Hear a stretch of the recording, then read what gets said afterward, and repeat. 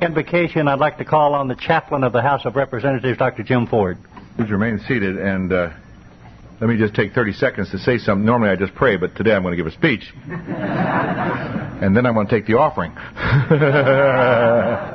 And when I get more than 2 or 3 people, we start thinking about taking a collection. But I'm pleased to be here. I think I've been here every one of these, except once I was out of town and couldn't be here. So I'm delighted to be here and share this dinner today, this lunch.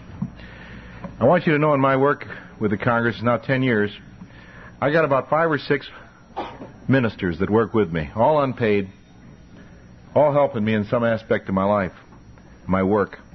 And one of them's here, Ed Chandler, and I wouldn't say that and embarrass him, but I'm going to. I used to just pray here, but you ought to know that Ed's one of my ministers, unpaid, and it'll always remain that way, Ed.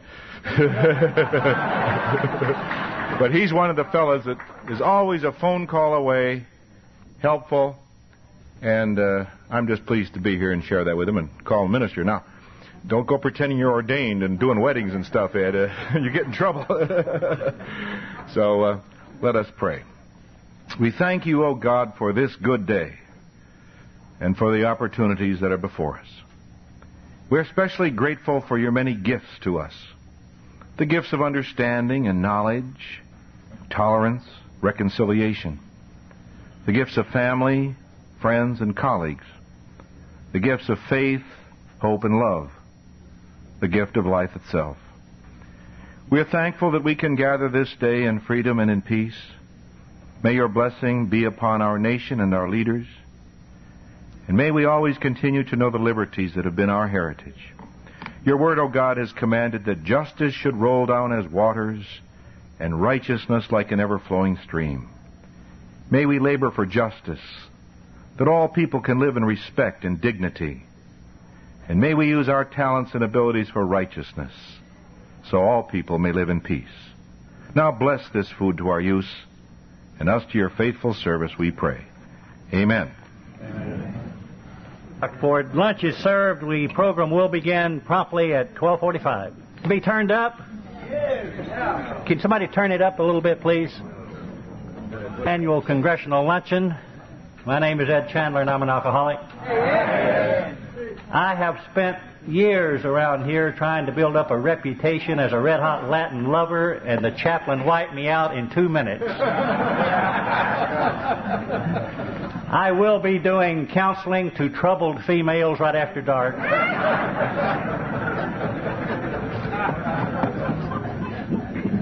Until midnight.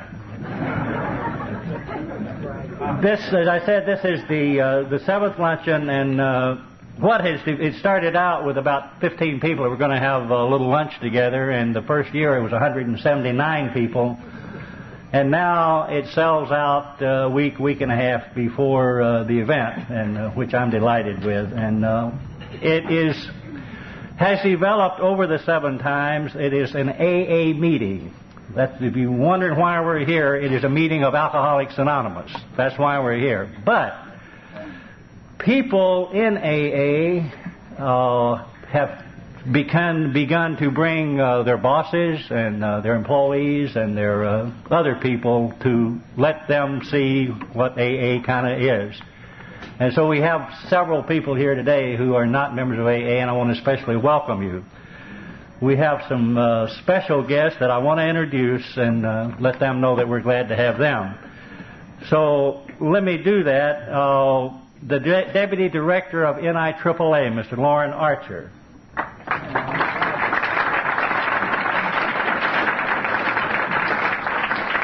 Dr. Max Wiseman, retired psychiatrist director of the Maryland State Alcoholism Program.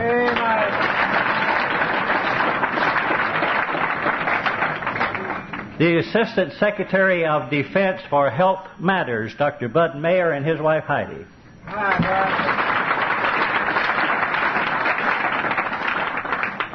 And one of our own that I would particularly want to introduce, a former member of Congress, served 19 terms, 38 years, former chairman of the House Ways and Means Committee, Mr. Wilbur Mills.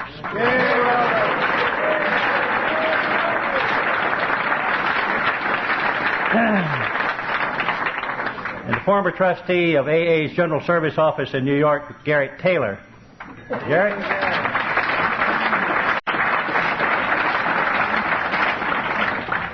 Mr. Steve Kramer, Executive Director, and Cynthia Marino, Legislative Chairperson of the National Association of Alcoholism and Drug Abuse Counselors. Over here.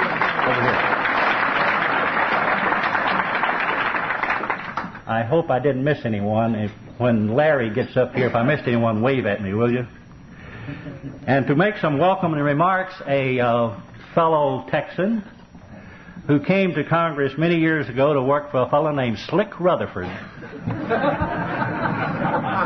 Only in Texas do we have people from Congress named Slick Rutherford. But you know him better as probably an author, playwright. He's got written several books and some plays. The most notable maybe is Best Little Whorehouse in Texas. Most recent one that just finished a very successful run here in Washington was The Night Hank Williams Died. Would you welcome Larry L. King?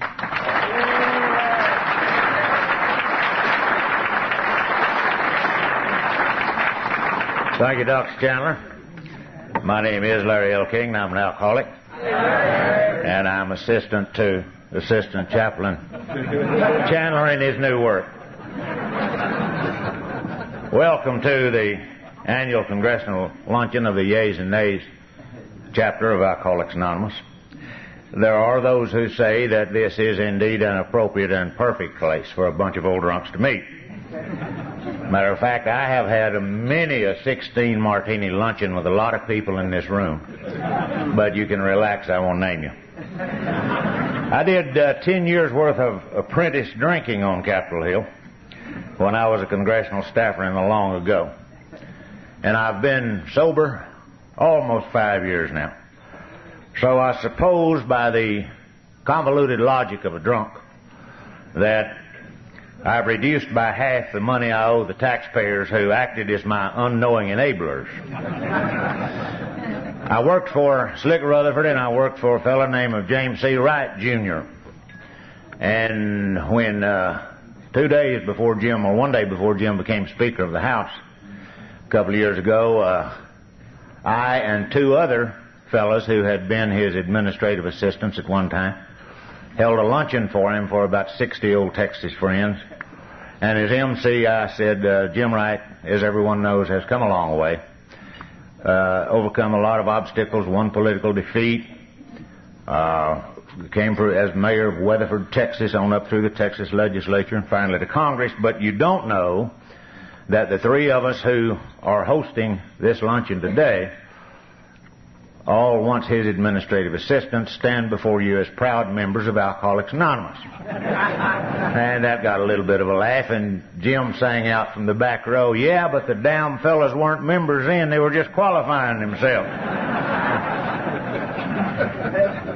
AA being a spiritual program, I thought of asking you to give a moment's silent prayer for the President's astrologer. But the White House informed me that Friday the 13th probably isn't a very good day for it. Well, I don't want to judge astrology one way or another, but I think most of us in this room as recovering alcoholics will tell you that just about any day is a good day so long as we retain our sobriety. Of course, old drunks must make a lot of adjustments to sobriety. After years of wandering around in a fog, it seems peculiar to know what day it is and what town you're in and your mama's name. And to say nothing of not opening your eyes of morning just one at a time for fear of what you may see or what you may remember. It's a pleasure to have you here. Thank you very much. Enjoy yourself.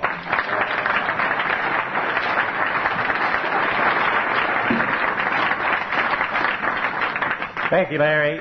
We have in AA a portion of our book called Alcoholics Anonymous that's about a page and a half, and we read that at a lot of meetings, and for that, today I'd like to call on Alma V. Hi, my name's Alma, and I'm an alcoholic. I'm going to read from Chapter 5, How It Works. Rarely have we seen a person fail who has thoroughly followed our path. Those who do not recover are people who cannot or will not completely give themselves to this simple program. Usually men and women who are constitutionally incapable of being honest with themselves. There are such unfortunates. They are not at fault. They seem to have been born that way. They are naturally incapable of grasping and developing a manner of living which demands rigorous honesty. Their chances are less than average. There are those, too, who suffer from grave emotional and mental disorders, but many of them do recover if they have the capacity to be honest. Our stories disclose in a general way what we used to be like, what happened, and what we are like now. If you have decided you want what we have and are willing to go to any length to get it, then you are ready to take certain steps. At some of these we balked. We thought we could find an easier, softer way, but we could not. With all the earnestness at our command, we beg of you to be fearless and thorough from the very start. Some of us tried to hold on to our old ideas, and the result was nil until we let go absolutely. Remember that we deal with alcohol, cunning, baffling, powerful. Without help, it is too much for us. But there is one who has all power. That one is God. May you find him now. Half measures availed us nothing. We stood at the turning point. We asked his protection and care with complete abandon. Here are the steps we took, which are suggested as a program of recovery. 1. We admitted we were powerless over alcohol, that our lives had become unmanageable. 2. Came to believe that a power greater than ourselves could restore us to sanity. 3. Made a decision to turn our will and our lives over to the care of God as we understood him. 4. Made a searching and fearless moral inventory of ourselves. 5. Admitted to God, to ourselves, and to another human being the exact nature of our wrongs. 6. We're entirely ready to have God remove all these defects of character. 7. Humbly asked him to remove our shortcomings. 8. Made a list of all persons we had harmed and became willing to make amends to them all. 9. Made direct amends to such people wherever possible, except when to do so would injure them or others. 10. Continued to take personal inventory, and when we were wrong, promptly admitted it. 11. Sought through prayer and meditation to improve our conscious contact with God as we understood him, praying only for knowledge of his will for us and the power to carry that out. 12. Having had a spiritual awakening as the result of these steps, we tried to carry this message to alcoholics and to practice these principles in all our affairs. Many of us exclaimed, "What an order! I can't go through with it." Do not be discouraged. No one among us has been able to maintain anything like perfect adherence to these principles. We are not saints. The point is, we are willing to grow along spiritual lines. The principles we have set down are guides to progress. We claim spiritual progress rather than spiritual perfection. Our description of the alcoholic, the chapter to the agnostic, and our personal adventures before and after make clear 3 pertinent ideas. A, that we were alcoholic and could not manage our own lives. B, that probably no human power could have relieved our alcoholism. C, that God could and would if he were sought. Thank you. Thank you, Alma. To introduce the speaker, I will call on Dr. Gratitude Hallam. Good afternoon, ladies and gentlemen. My name is Hal Marley. I'm a grateful alcoholic. And as some of you might know, I try to live an attitude of gratitude because I got so much to be grateful for. Today I'm especially grateful for the privilege of introducing Ray. I've had the pleasure of knowing Ray for over 20 years, including the time when he was a judge in the New York court system. He's now a law professor in Miami. He's a man of many talents. As you know, we have a theory in this disease that alcoholism is hereditary. It is a family disease. Well, our friend Ray has given material evidence to this theory. Ray is a active member of Alcoholics Anonymous. His wife is an active member of Alcoholics Anonymous. His 7 children, 5 boys and 2 girls, all active members of Alcoholics Anonymous. truly a family disease. So please join me in giving Ray a big Washington welcome. Ray? Thank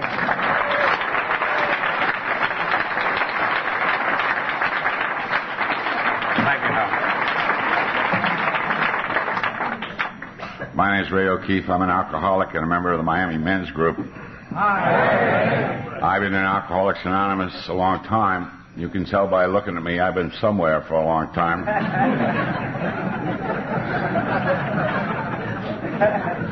Marley and Chandler are erecting a prayer tower in Arlington, Virginia, now that Chandler's been made a minister. And they're planning a television ministry. Virginia's very hospitable and astrologically auspicious state for television ministries. Let me tell you about my drinking. You don't want to miss this.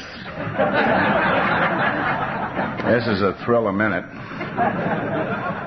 I grew up in one of the neighborhoods in New York City, and my neighborhood was rough, and it was tough, and it was Irish. Now, you may not understand it here in Washington, but they drank in that neighborhood. You would actually see people on the street under the influence of alcohol. If you looked where I lived, you'd see a little drinking. My mother, the widow O'Keefe, was known to take a drink from time to time. And when the pressure got on, Kitty would go for the light wines and the spirits, and something would fly, usually one of the children. My brother Billy, on the other hand, was a very bad drinker, and in a neighborhood of Irish drunks, Billy O'Keefe stood out. So when I showed up at the local joint and ordered up whatever it was they were serving 14-year-olds that afternoon, no one paid any attention to me. It was just another O'Keefe coming through the system. I don't really recall what they gave me that day. I suspect it was a beer. That was the neighborhood drink. But whatever it was, I liked it. I liked everything about it. I liked the way it looked, and I liked the way it smelled, and I liked the way it tastes, and I liked what it did for my head, and I liked the noise and the smoke and the confusion, and I liked the fist fights and the Irish music. I liked the bullshit. That's what I liked. I was going through the Catholic school system, in a manner of speaking, and I got into all of the difficulties you might imagine a young man would get into trying to go through that system drunk.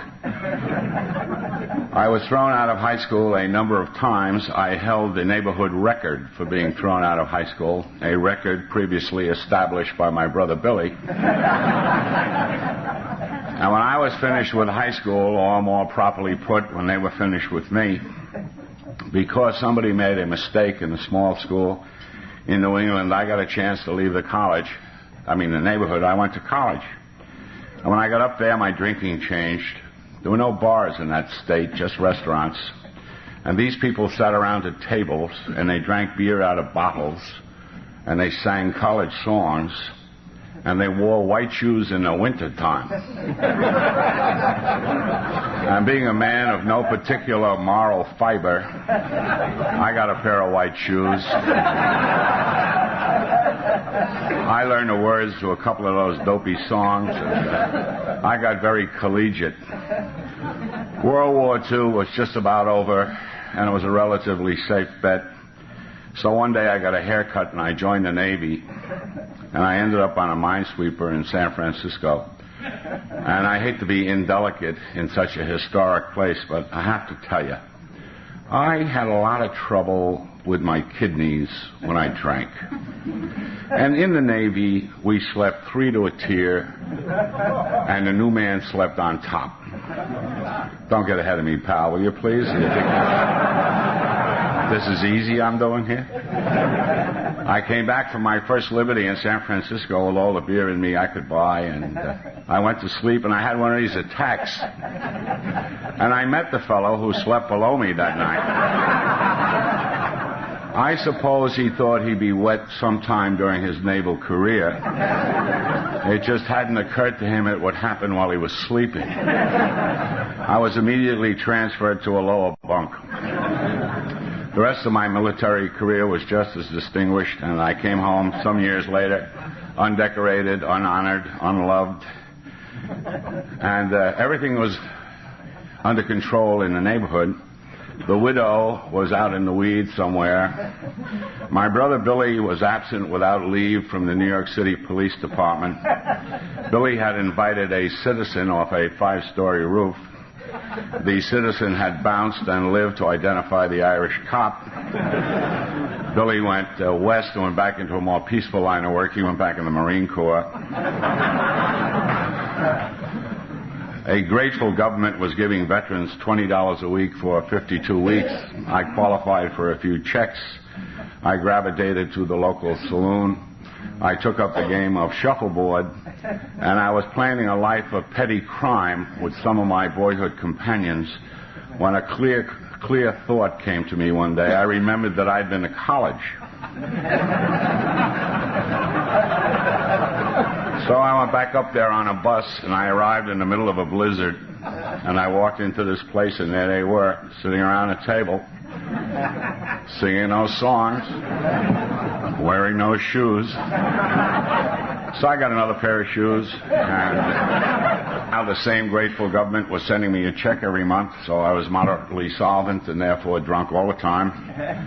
One day I was staggering around the campus in my usual condition, and I noticed a list of names on a bulletin board of people who were qualified to graduate, and my name was on that list. And that was excellent news. I thought I had another year to go.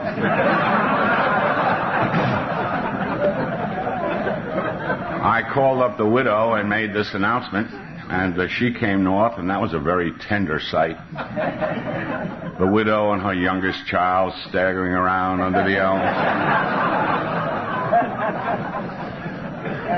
When I got back home, the question was what to do, and my uncles, who ran the family, had voted unanimously that I become a New York City policeman, because that's what my father had been, and that's what my brother had been. And that's what all my uncles and cousins were doing, except for the 2 morons that worked for the telephone company. But I told them I had my own plans. I had received a scholarship to law school, and I told them I'd be unemployed for the next several years. That was received with mixed emotions. And I went to law school, and I didn't know anything about lawyers or law school. We didn't have any lawyers in my neighborhood. We had cops and we had priests. We really didn't need any lawyers.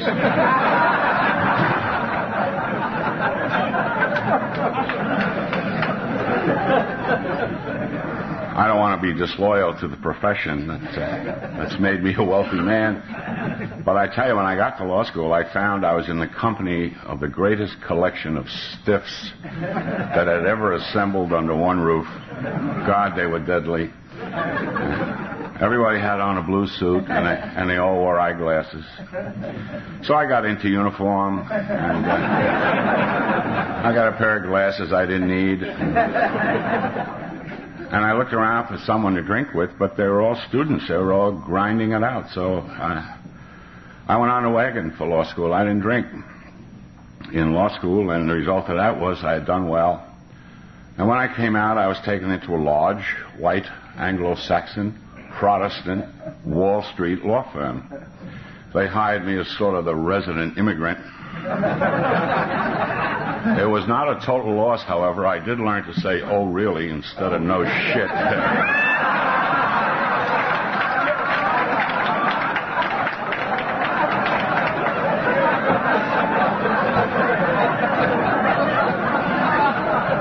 You didn't look this bad when I first started here. My superiors there determined that I should be trained as a trial lawyer, and so I was sent up to the courthouse in New York City to learn my trade. And I was only in the courthouse a little while when I discovered that all the real geniuses were across the street in a saloon. So I moved my office into the saloon, and I learned to drink in a more civilized, a more genteel fashion. Very few members of the profession were knocking down shots and beers where anybody could see them. I discovered scotch in a tall glass with water and ice, and you sip on that. It takes a little while, but it gets the job done. I was introduced to all of the rituals and all of the mysteries that surround the very, very dry martini. And to this afternoon and to this minute, my love, my affection, and my admiration for the very, very dry martini is surely the greatest case of unrequited love the world has ever seen. After about a year of this civilizing influence, it was necessary in my natural development that I be married. And I had located this lady, or she had located me. Who knows how that works? And we were married, and then the war broke out. I'm not talking about any global conflicts. I'm talking about the war between me and Mrs. O'Keefe. This has been going on for a long time. And we settled down and set up housekeeping, and Mrs. O'Keefe then began to produce children in a rather boring and monotonous fashion, and with the regularity that is known only to the devout Roman Catholic. And after a couple of these events, I received a phone call one day from the law school I had attended, and I went down to see the dean, and he appointed me to the faculty, and I became Professor O'Keefe.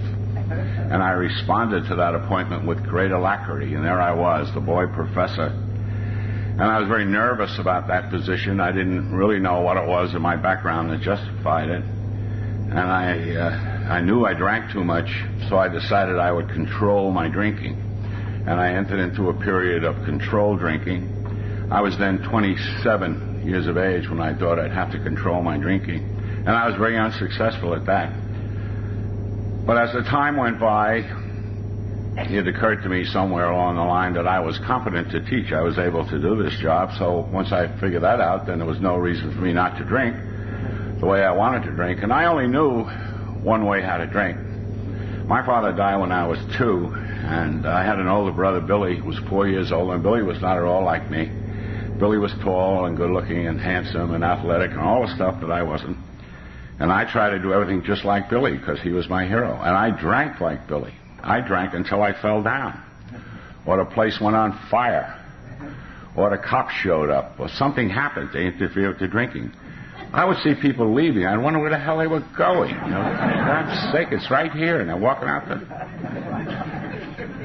In this period of time, too, I roamed around the city of New York and did everything that lawyers do when they roam around the city of New York. I was even in politics for a while. I ran for office one time and lost. And we had accumulated all those children in a very nice home in a village called Larchmont, New York, and the usual number of motor vehicles and the usual memberships and the usual obscure clubs. And I was teaching and lawyering and politicking. And had you asked me in those days how I was doing, I would have told you I was doing very well. As a matter of fact, I would have told you I was doing very well whether you asked me or not. It was one of my favorite themes. Truth of the matter was, at this time at age 34, I had turned into a daily drunk. And my day would have killed an ordinary man. I used to come to in the morning in that wet sack because the problem with the kidneys had continued unabated all those years. And I would struggle out of my wet sack, and I would begin my morning aerobics.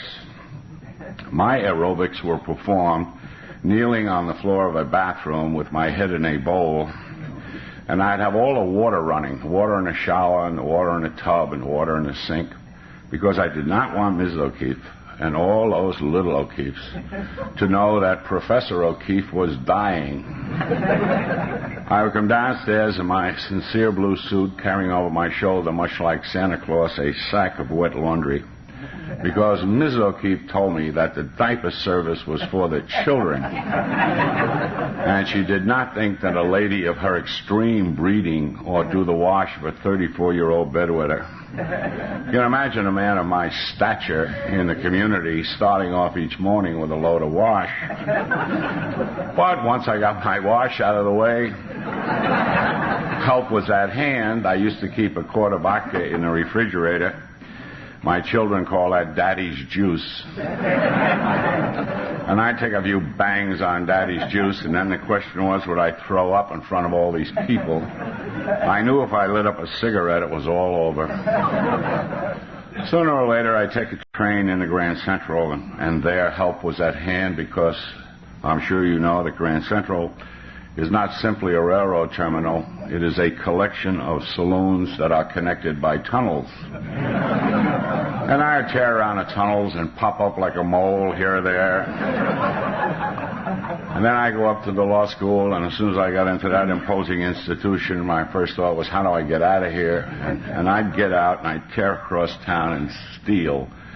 Every morning I'd steal money from a petty cash fund in the office. And then I'd be in business, and I'd go down to the bar by the courthouse. And by this time, the other lawyers were treating me like a mascot or a playmate or something, and I'd buy a drink, and they'd buy a drink, and we'd all buy a drink, and the bartender would buy a drink. It was marvelous. We had a great time. I had it figured out in some peculiar alcoholic way that I was particularly brilliant at 2 o'clock, so I'd schedule all the classes for 2, and I'd zip up there and shortchange the poor law students, and then I'd tear over to Grand Central to commute. Even though I grew up in the city, I understood the theory of commuting. Commuters are entitled to a drink before they get on the train. So I'd have 10 or 12. And then I would take a train going north. It didn't have to go to Larchmont. North was good enough for me. Sooner or later, I'd arrive home and bounce off a few walls and take what was left of Daddy's juice out of the refrigerator and fill up an old cheese glass that some kid had left laying around and inquire if anybody wanted a martini. But I was the only one that drank in that house in those days. Evenings I would spend in civic endeavor. Lawyers are very fond of civic endeavor. Civic endeavor by me was cracking up the car or puking on some hostess's sofa or playing a little grab-ass with the ladies of Larchmont and a sorrier-looking crop you have never seen.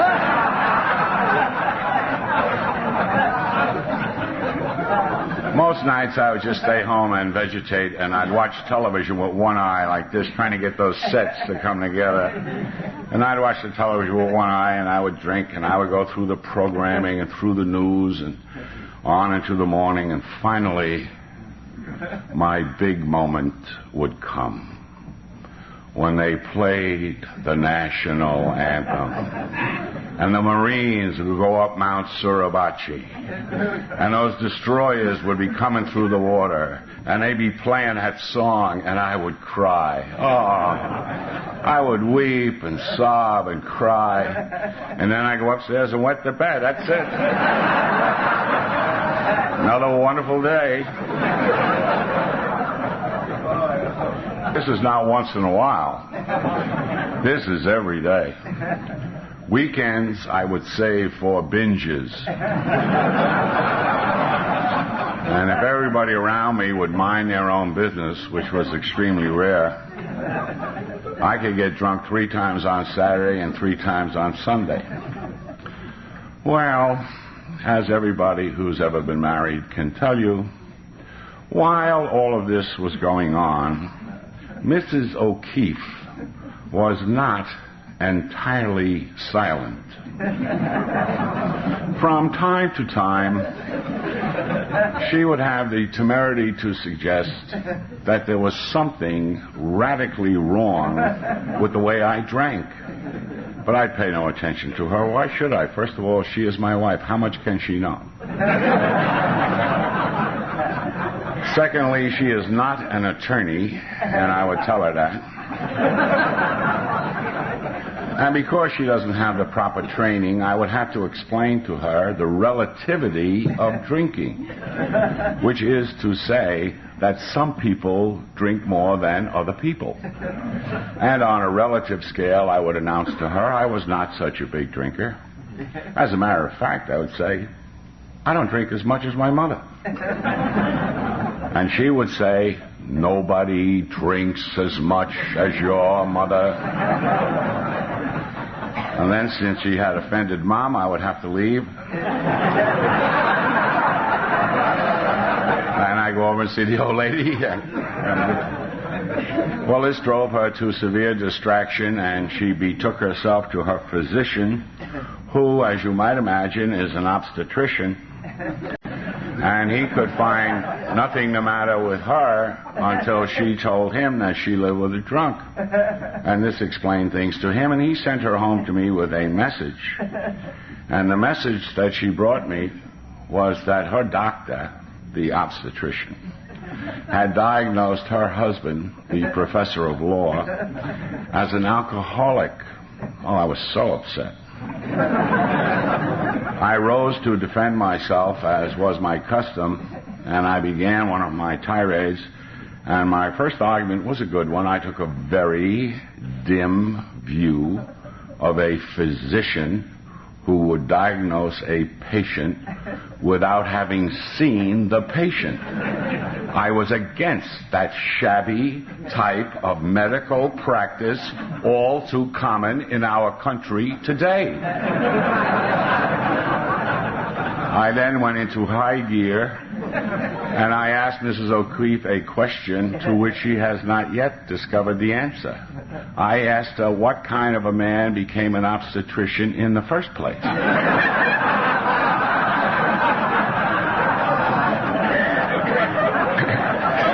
And at this point, the conversation was coming downhill at a very fast rate.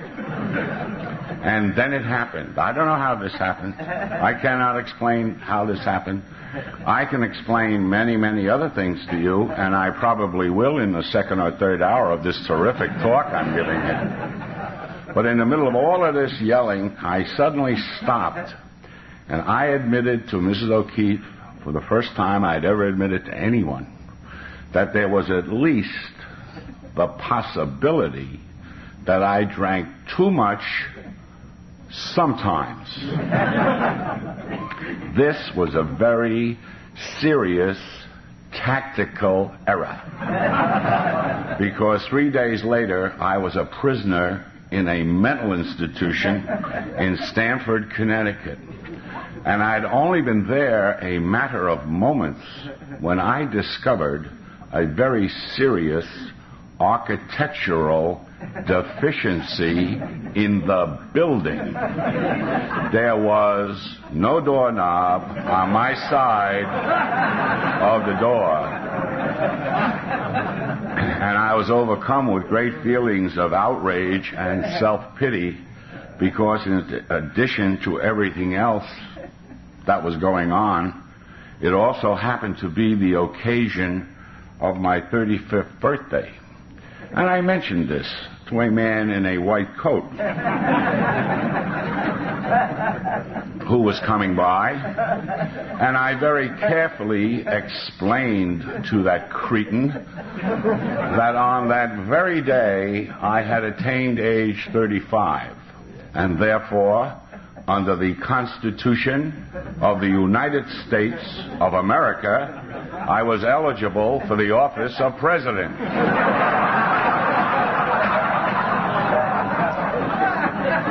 He urged me not to plan any campaigns. He said there were 2 other presidents in residence. And then he went away and left me. And so for the next week or so, I did all those warm, wonderful, happy, and interesting things that alcoholics do when they withdraw from alcohol. I shook, I hallucinated, I did everything else wonderful that you can think about. And I finally came up for air, and I was then visited by the staff of this very fancy rattlebox. And the staff, of course, was psychiatrists, and I was visited by 3 of them, one at a time. And I gave them 3 completely different stories. And they had a staff meeting, and the next morning I was told that I was in grave danger of being expelled from a mental institution. They said I was not cooperating. And I was cooperating. I was playing Monopoly with 3 guys who were there. They weren't alcoholics. They were just there. And one of them was under the impression that I was his real estate broker. Now, if you know anything about the game of Monopoly and some nut thinks you're his real estate broker, you can do very, very well.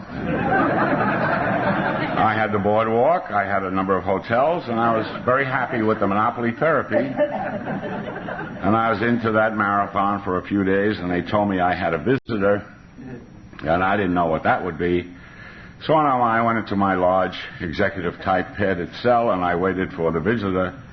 And through that door came this very imposing-looking guy, and he announced that he was from the Darien, Connecticut group of Alcoholics Anonymous, that the hospital had given up on me, and that he was asked to tell me about this program.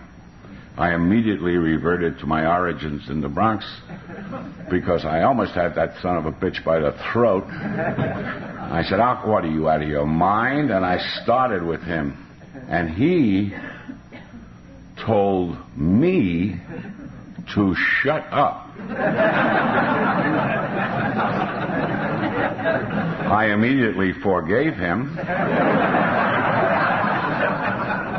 because I intuitively understood that they had neglected to tell him who I was. So I began to tell him who I was. He told me to sit down and to shut up and to listen to him. Well, he was an imposing-looking person, and I was not well. So for the first time in 35 years, I sat, and he began to indicate to me, as I have been trying to indicate to you, and as we are instructed in the book Alcoholics Anonymous, what he had been like, what his life had been like, how he had come to Alcoholics Anonymous, and what life had been for him since.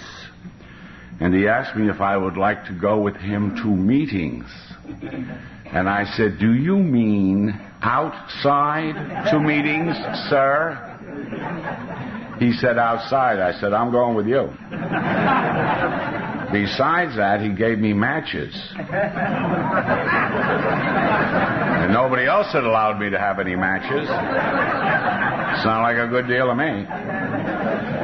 So that's how it began with me. That was in 1963. And he took me all around, made arrangements for me to go locally, and I came back home and I started to go locally, and I don't remember so much of all of that. I was too new and too nervous and too afraid and too everything. And the hospital had turned me loose with a large jar of those pills they used to insist on giving alcoholics, and I was eating that stuff, and I walked around, my head buzzed a lot. But I know myself fairly well. I figured I would come to Alcoholics Anonymous. You would recognize me as a superior person. You would elect me your president. I was always president if I joined something.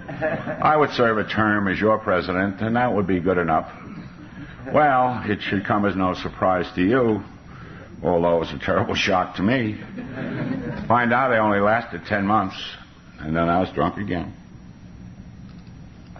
And this time, of course, I was drunk with a great difference, because I had turned away from the great power that is in the program of Alcoholics Anonymous. And I was to stay drunk for a period of time, and I won't take you through all of that. It takes too long, and it still makes me nervous. But just let me indicate to you that this was, without question, the worst period of my life. It was murder. It was pure and simple murder. I would drink a week, then I wouldn't drink a month. I'd drink a month, then I wouldn't drink a week. I would drink and come to these meetings. I would come to these meetings, and then I would drink. I never knew when I'd be drinking, and I certainly never knew where I would end up once I began. And things began to happen to me in this period of time that had never happened to me before. And I do not speak to you now of things that happened to me in this period of time that I no longer consider to be significant. I do not speak to you now of the fact that I was dismissed from the faculty as a tenured professor of law, and that all of the appointments and all of the honors and all of the prestige and all of the dollars that went with that position were taken from me in a matter of about 15 minutes. I do not speak to you of the fact that I was in trouble, and I mean serious personal, professional, and financial difficulty. I do not even speak to you of the fact that I had alienated everyone who was around me.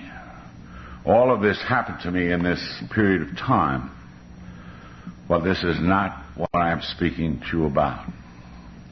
What I now understand was happening to me at this period of time was that there was in my case, my cat, and separates me even from each of you. That spirit which gives to this particular form whatever individuality or personality or character that it might have. And this was a spirit which once burned in me so bright. And it was extinguished, and I knew it, and there was nothing I could do about it. I had been here. This didn't work for me. And by this time, I've been everywhere else. I've been through the hospitals and the doctors and the nurses. And I've been through my friends and the jobs and the politics and the money. And it was always the same. I was drunk. And it wasn't as though I didn't know about drinking. I knew about drinking. I had a memory. I remembered the neighborhood. I knew about my family. I'd been to those funerals. I knew what happened to people who drank the way I did. And if I gave this any thought at all, I guess I thought, well, if this is the way it is, then this is the way it is. And I continued to drink. And truly, truly, as I stand before you, I really never thought I would stop drinking. I just didn't think so. And then one day, my time came. My time came one day. I don't know any more about this than you do, but it does seem to me that there is a time for all of us. It seems to me that there is a time for each of us. I say to you that there is a line somewhere beyond which we are simply not permitted to go. And I say to you that there is a point somewhere below which we are simply not permitted to sink. And it seems to me that there is a level of pain somewhere beyond which no human is required to endure. I don't know where this line is for you. I only know what happened to me. And this is an individual and a personal thing. And I think it is different in each case. And for some, it may be death. And that's the way it was for my brother Billy. They called one night from the Veterans Hospital in Minneapolis, and the man said my brother had died there of alcoholism. And they had taken him to the VA hospital when he collapsed on the street in Minneapolis. And so my brother and my hero died the way alcoholics oftentimes do, without friends, without family. And he was a long, long way from our neighborhood. But my brother Billy doesn't drink anymore. And that's what happened to him. And for other people, it can be something fairly trivial. But that line is there, somewhere. And we all come to it in our own time and in our own way. But come to it we must. And I arrived at a day that wasn't so different from a couple of thousand of other days. I was in this place where I'd gotten a job. I was nervous. I was thirsty. I was thinking about having a drink. There was a bar downstairs in the building. Instead of doing that, I was given the great grace and the great opportunity to call a friend of mine, a longtime member of this program. His name is John. He is my sponsor. And he came over, and he walked into that room, and he looked so good. And I felt so bad. And I asked him how I could be as successful as he was in the program of Alcoholics Anonymous. And he gave me that look that he has. Just reflex.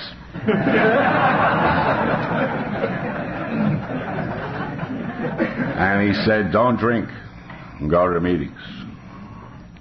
Well, I sure didn't want him to tell me that. And I told him I didn't want him to tell me that. I told him that he really didn't understand the problem. I said, the real problem is this place where I work. A lawyer of my talent should not be in a dump like this. Well, he said, don't drink, and you go to meetings, you'll be all right. I said, yeah, well, at home it's worse. I'm not even allowed to go up there anymore. She got a court order.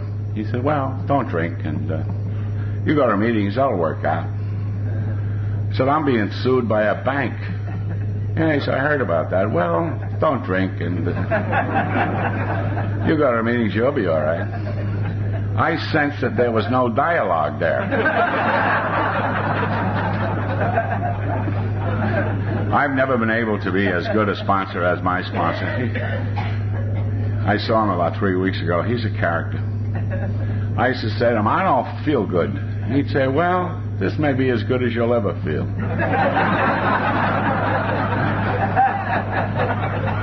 I say, when am I going to get a good job? He said, you had one. I said to him, I'm nervous. What should I do? He said, hang on. I said, how do you hang on? He said, let go.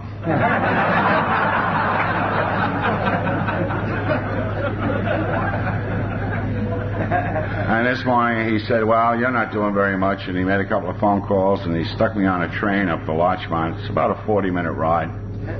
Halfway up, I reconsidered. You remember? I reconsidered. What the hell did I call him for? I must have panicked. Don't drink, right? Don't drink my ass. Wait till this train stops. And I got off the train at Luncheon, and standing on the platform of the Luncheon station was my mailman, a guy named Al, who was then chairman of the local AA group. And Al said, get in the car. And I said, get out of here, Al. I don't hang around with mailmen. Say, get in the car. So I got in Al's car. I said, I'm in big trouble here, Al. He said, well, don't drink. Well, if any of you are foolish enough to ask my advice because I'm from out of town, you want some advice? Here's some advice for you. Don't drink. You go to meetings. You'll be all right. Al took me up to the group that night, and I didn't drink that day, and I haven't had a drink since. And that was November the 24th, 1965. And I am convinced that I didn't drink that day because two members of this fellowship were so filled with the gratitude of this fellowship that they took what God sent that day, a drunken, dishonest, arrogant man. And because they were so very grateful for what they had received, they gave me a day. They made me the present of a day. And because of that day, I think all of the other days have come to pass. They had me go, and I was going to meetings every day. I still go to meetings every day. And I'd see John out day, and I'd see Al at night. And I've been hanging around about 3 or 4 months. And John was delivering one of his lectures one day. By this time, I was sort of used to him. And he said, trouble with you is you are ignorant. I said, yes, sir. Please explain to me in what respect I am ignorant so that I may hasten to correct the situation. He said, you are ignorant because you never read the big book. Read the big book. I said, I have read the big book. He said, read it again. I said, yes, John.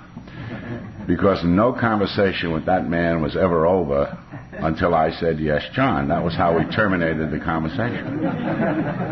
So I started to read again the book Alcoholics Anonymous and learned a great deal. I thought, I had no idea the book was sort of a chronicle of the early members of Alcoholics Anonymous.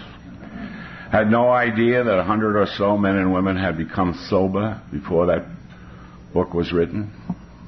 Had no idea that the steps that were read for us this afternoon from the 5th chapter were steps actually taken by 100 or so men and women who had become sober. That the steps represent the experience of these 100 or so men and women. I thought when first I came to Alcoholics Anonymous, if I told you my name was Ray O'Keefe and I was an alcoholic, I was doing something about the first step of this program. Of course, that's my name and I'm an alcoholic. But the men and women who founded this program did a great deal more than simply identify themselves as alcoholics. They admitted that they were powerless over alcohol, that their lives had become unmanageable. And their lives had become unmanageable because they were powerless over alcohol. It was all the same to them. They were powerless. They were without power.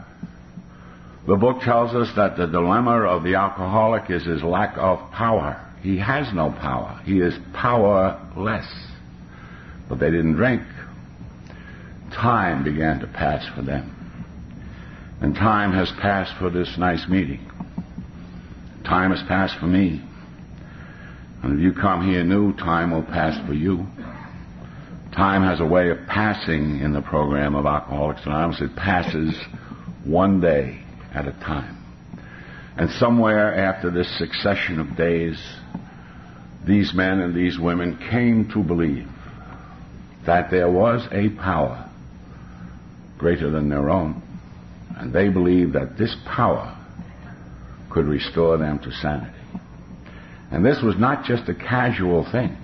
They believed this. This was part of them. They believed that there was a power greater than their own. And as they believed, I believed. And so firm, so true was that belief, they were able to make a decision. And the decision they made was to turn over their will and their lives to the care of this power that they had come to believe in. This God as they each understood him. And they were very, very bright. Because at a time in the history of this country when no one else had this notion, they conceived alcoholism to be a disease. They conceived it to be a disease that was physical and mental and spiritual. Disease of the body and the mind and the spirit.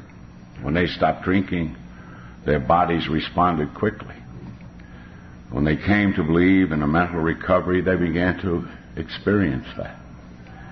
And when they made that decision, that was the key that opened the door. They laid down the basis not only for a spiritual recovery, but for a spiritual way of life to which you and I are heir. They left that to us. And they were smart enough to know that it isn't enough to stop drinking and start praying. It doesn't work. Never has. They knew that if they were going to be sober, somehow they would have to change. In order to effect this change in themselves, they began a searching and a fearless moral inventory of themselves. They could be searching because they were fairly clear. They could be fearless because they had made this decision to place their life into the care of the God of their understanding. Imagine an alcoholic without fear. That is impossible. It embarrasses me to tell you that the ruling emotion of my life when I drank was fear. And in my case, the fear amounted to terror. I was in terror every single day. But this program helps with that. And so great was the love and the affection of these people, one for the other, that when they were finished with this inventory, they were able to admit it to themselves, to the God of their understanding, and to each other. It was my sponsor who made clear to me the exact nature of my wrongs. And then they made developed an attitude which was difficult for someone like me. They became entirely ready to have God remove their defects of character, and with compelling logic, they went to this great power that they had come to believe in. And they humbly asked that power to remove their defects of character. And it began to work for them. And it's worked for millions of people since. And no matter what is ever written or spoken or even thought about this program, the one thing upon which there must be a unanimous opinion is that it works. It really works. And if anybody had ever had any doubt that it works, you would simply have to bring them into this room at this minute and tell them to look around. It really works. And by this time they knew that they had not come here alone. They knew that in their lives, as in mine, there was a great deal of wreckage. So they resolved and wrote a list of everyone they had ever harmed. And they became willing to make amends to everybody on that list. And they didn't just talk about it, they went out and they did it. You may remember Dr. Bob's first day. He got back home late that night, and Bill asked him where he'd been. And he said he was out mending fences. It's an old Vermont expression. He was doing amends the very first day that he began to stop drinking.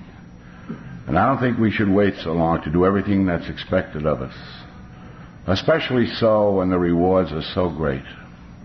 And I brought with me, and I'm leaving them up here for you, there should be enough for everyone, a card like this. It contains the Serenity Prayer, the 3rd-step prayer, the 7th-step prayer, and this. It says if we are painstaking about this phase of our development, we will be amazed before we are halfway through. We are going to know a new freedom and a new happiness. We will not regret the past or wish to shut the door upon it. We will comprehend the word serenity, and we will know peace. No matter how far down the scale we have gone, we will see how our experience can benefit others. That feeling of uselessness and self-pity will disappear. We will lose interest in selfish things and gain interest in our fellows. Self-seeking will slip away. Our whole attitude and outlook upon life will change. Fear of people and of economic insecurity will leave us. We will intuitively know how to handle situations which used to baffle us. We will suddenly realize that God is doing for us all of the things we could not do for ourselves. Are these extravagant promises?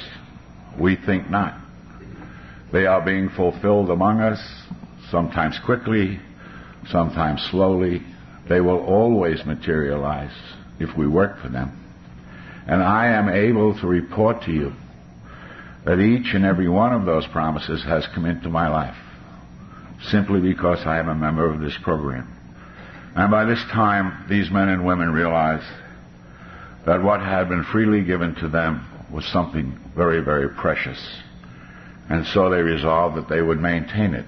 In order to maintain it, they continued to take personal inventory. They knew they could not afford the luxury of a resentment. They knew they could not be resentful or hateful. They knew if they were resentful, they would drink. And if they drank, they would surely die. And so when they were wrong, they promptly admitted that they were wrong.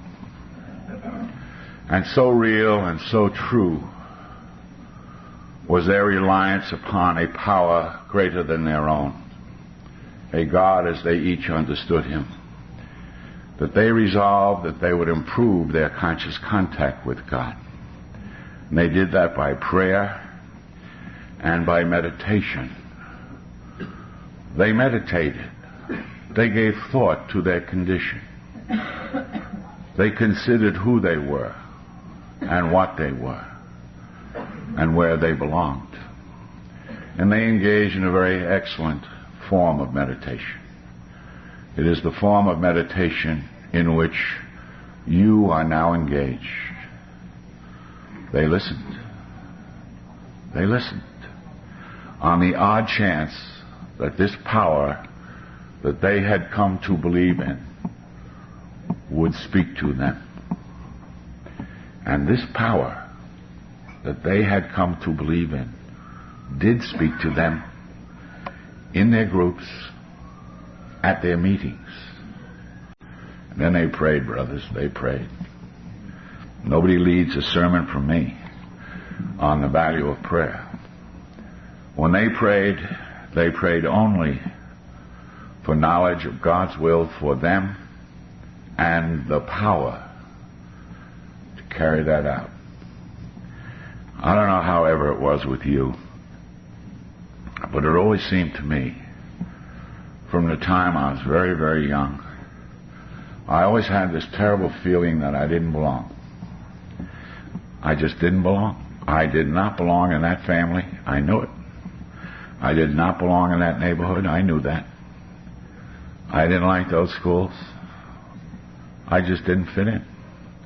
And it was true in my case, even though I was going through the system successfully. I was a successful kid. I was a good student. I had a great job. I lived in the right village. I lived in the right house. Everything was okay except me. I didn't belong.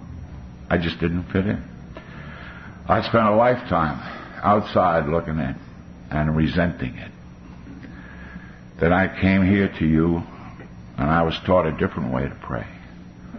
And in the 12 and 12, on the chapter on prayer, in the last paragraph it says, perhaps one of the greatest rewards of prayer is a sense of belonging that comes to us. It says we are no longer lost or alone or frightened. That despite all of the evidence in the world around us, we understand that the real values of life are truth and justice and love. Says we know that a loving God watches over us, and that when we turn to Him, all will be well with us here and hereafter. I'm able to tell you that sense of belonging has come to me. It isn't so much that I'm invited to this very prestigious luncheon. I belong here. I'm supposed to be here. It's okay for me to be here. When I tell you my name is Ray O'Keefe and I'm an alcoholic, what I'm really telling you is who I am and what I am and where I belong. Good feeling. It's a good feeling.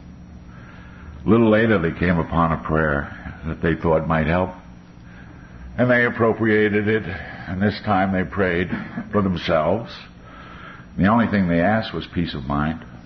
They asked God to grant them the serenity to accept the things they could not change. And they did change. Something happened to these men and women. Something's happened to me. Something happens to everybody who comes here and puts this program into their lives and puts their life into this program. There was a great difference between being drunk and being sober. And this difference they termed a spiritual awakening. And they had this spiritual awakening as the result of these steps. And these were the men and the women who at the beginning of this process had admitted that they were hopeless and helpless and powerless.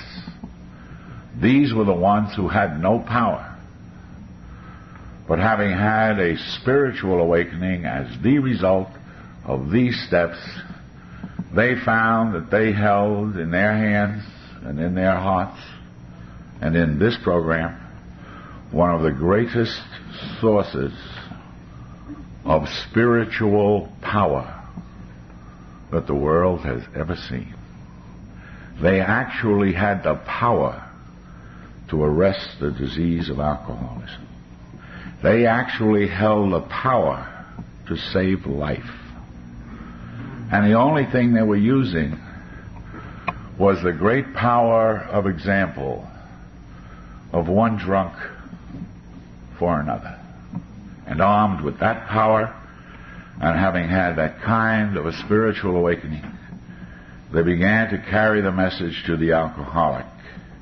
And they did that so well that you and I have come together on an afternoon in May of 1988 in the capital of the United States. And that is a long, long way from Akron, Ohio. And they knew what my sponsor knew. There's a great deal more to this program than simply a device to keep me from drinking. They knew that what had been given to me and to all of us is a new way of living. In order to enjoy that new way of life, they resolved that they would practice principles in all their affairs. And so where they were, as I always was, very dishonest, they tried to be honest. Where they had been, as I always was, very arrogant, they tried not to be so arrogant. Happily for us all, they said we're not saints. Said it's not a program of spiritual perfection, it's a program of spiritual progress. My sponsor has instructed me, and so I believe, that I can progress in the program if I don't drink and go to the meetings. I could stay here until June to tell you all the good things that have happened to me since I have become a member of Alcoholics Anonymous. But I won't do that. If you have a good wish for me, and I'm sure you do, please be assured that anything you might wish for me has already happened in my life. Every single thing that the disease of alcoholism took from me, every single position, every single job, every single honor, every single dollar has been returned to me by the program of Alcoholics Anonymous in ways that I have long since given up trying to understand. I don't know how it happens, it just happens. And as Hal told you, I'm able to bring you the warm and the paternal greetings of 7 of my children. And that counts with me. I would be remiss if I didn't thank Ed and the committee, or whoever it was that had the extreme good judgment that asked me to come by. I enjoy it. I've been treated very royally since I've been here, much better than I'm used to. I'm one of the members of Alcoholics Anonymous who roams around with this sad story. And everywhere I go, I say about the same thing. So if you've heard this stuff before, well, you're hearing it again. That's the best I can do. And when I end, I always say the same thing. Talk about one of the pamphlets in Alcoholics Anonymous, which is very dear to me, called The Member's View of Alcoholics Anonymous. And at the end of that pamphlet, the author takes a biblical turn. And he recalls the time when John the Baptist was once again languishing in one of Herod's prisons. And John sent 2 of his friends to inquire of his cousin Jesus as to whether or not he was the Messiah. And these 2 men found the Lord, and they walked with him. And one day they stopped him and they said to him, "Are you the Messiah? Are you the one that we have been waiting for, or should we wait for another?" And the Lord really didn't answer that question. But he said to these 2 men, "Go back to John and tell John only what you have seen and only what you have heard. Tell John that the blind see and the lame walk. And tell John that the deaf can hear and the sick are made well. And tell John that the poor have the gospel brought to them." In my early training, I was told that the word poor in that context could mean poor in spirit. And everyone knows that the word gospel simply means good news. And so, my dear sisters and brothers, in happy meeting assembled, if you will accept a report from me based on my years in Alcoholics Anonymous, I will tell you only what I have seen and only what I have heard. And based upon that observation, it seems to me that the blind do see and the lame do walk. And I know that the deaf can hear. And most certainly the sick are made well.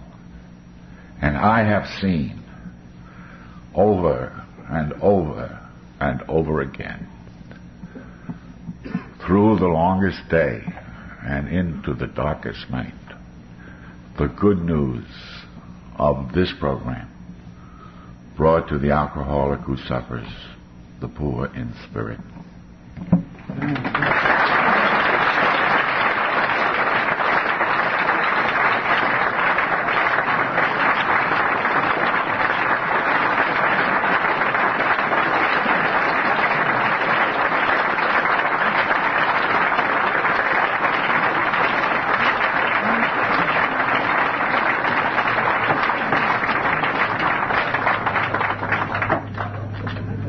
I want to mention quickly that other evidence that it works is Dottie today is celebrating 6 years, and Keith L. has traveled from North Carolina to be here on his 15th anniversary. And those and all others, happy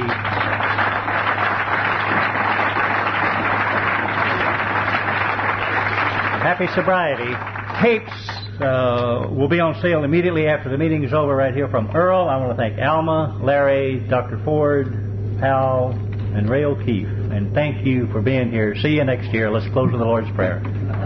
Father, who art in heaven, hallowed be thy name. Thy kingdom come, thy will be done, on earth as it is in heaven. Give us this day our daily bread, and forgive us our trespasses, as we forgive those who trespass against us. And lead us not into temptation, but deliver us from evil. For thine is the kingdom,